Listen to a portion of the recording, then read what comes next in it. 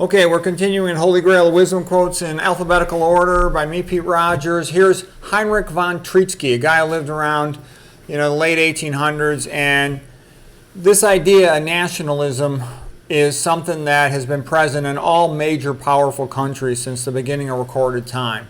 He was a German historian, aristocrat by birth.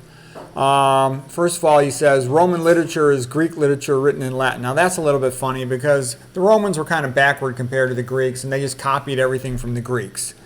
But then there's another funny quote from Quintilian. Quintilian was a great teacher of oratory, the student, fan, admirer of Cicero. And he says, verse satire is entirely Roman and not Greek. Trying to say, we're Romans, we did something original. Okay, another quote by Heinrich von Trietschke. He said, every virile people has established a colonial power. All great nations in the fullness of their power have desired to set their mark upon barbarian lands. And those who fail to participate in this great rivalry will play a pitiable role in time to come. That's also the case. All powerful nations thought they were superior to other nations. Certainly the nations around them. And they all strove to become more powerful than their neighboring nations so they could conquer them and take their stuff. It's been like this since the beginning of recorded history. The reason I tell you this is people try to uniquely demonize the United States or other countries of Western civilization. And what I'm saying is this is not unique to them at all. What's unique about Western civilization is that it at least had some culture. As Arthur Schopenhauer says, the history of the will of politics and military and stuff, it's pretty boring and it's always the same. Get more powerful, conquer the neighbors, steal their stuff. Okay? Versus cultural history, it's beautiful. The different artistic and scientific achievements. I really enjoy that. Okay, next quote by Heinrich von Trietschke. Without war, no state could be. All those states we know of arose through war, and the protection of their members by armed force remains their primary and essential task. War, therefore, will endure to the end of history as long as there is a multiplicity of states. Okay, so he's telling the truth that all of them arose by conquest of something else, and they all strove to keep their power and expand their power. That's just a fact of all states. So there's nothing uniquely bad about the West. The West was just the most powerful thing the last 2,000 years.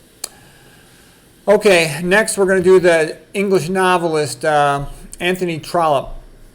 And he was very prolific. He was the son of a lawyer, but his father was a bit of an alcoholic and a screw-up. And he was a very disciplined guy, Anthony Trollope. He'd get up at 5 a.m. every day and write for a couple hours before going to his job, originally with the post office. He was transferred in his post office work to go to Ireland, and he loved Ireland. He married an Irish woman, had kids in Ireland. So he's real knowledgeable about Irish culture and Irish people. Okay, here's some of his quotes. That I can read and be happy while I'm reading is a great blessing. The habit of reading is your pass to the greatest, the purest, and the most perfect pleasure that God has prepared for his creature. It lasts when all other pleasures fade. It will make your hours pleasant as long as you live. Yeah, I think that's true, and it's a great thing. I love reading, especially walking on a treadmill. You could do it your whole life. A lot of other things, they come and they go, but reading is always there. Like Aristotle had said, thinking and studying and contemplation is the greatest of all pleasures, because unlike the other pleasures that wax and wane, it is continuous and available always. Okay, Anthony Trollope. As for conceit, what man will do any good who is not conceited? Nobody holds a good opinion of a man who has a low opinion of himself. Yeah, I know, like I said, I know guys who are superstar students, A++ at places like Stanford, and guys who are world, national, Olympic champions. And man, they got egos like off the charts. Because you got to believe you could do it. If you don't believe I can win this tournament, how are you going to win the tournament? If you don't believe I could write the best book, how are you going to find the energy to write the book? And if you're not writing it to be the best book, then why write it? If you're not writing it to be the best book, then that means you're writing it for money, and then it's going to suck, okay? You have to say, I'm going to make the best book ever written on this subject in order to create something good. Okay, Trollope continues. My belief is that in life, people will take you very much at your own reckoning. Love is like any other luxury. You have no right to it unless you can afford it. There is no road to wealth so easy and respectable as matrimony. Yeah, you can marry a rich person. That's a fast way to make money. Okay. Take away from English authors their copyrights, and you would very soon take away from England her authors. A novel can hardly be made interesting or successful without love.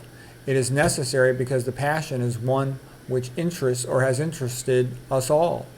Everyone feels it or has felt it or expects to feel it. No character should utter much above a dozen words at a breath, unless the writer can justify to himself a longer flood of speech by the specialty of the occasion. Okay, that's it for Anthony Trollope, the English novelist from the 1800s. He wrote like 47 books. I hope you found that helpful.